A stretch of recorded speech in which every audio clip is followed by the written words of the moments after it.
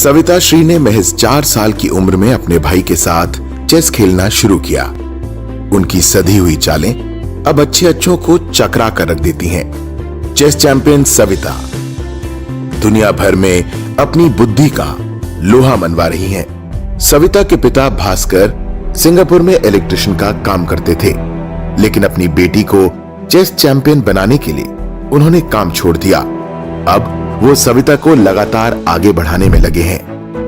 My father was working in Singapore and then he came for me to accompany me for all the tournaments.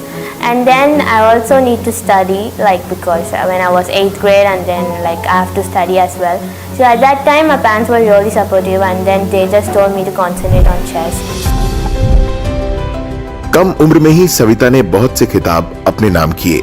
Savita ने national junior chess championship under 20 2021 में पहला स्थान हासिल किया।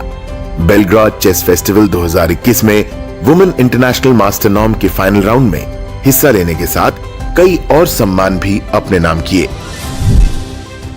My most memorable moment was like when I won a World Under 12 category in Spain, because that's my first World Under 12 category title. So I was so happy. Savita का सपना grand master बनने का है। सविता के परिवार को उन पर गर्व है। परिवार को विश्वास है कि वो आगे भी भारत का नाम रोशन करती रहेंगी।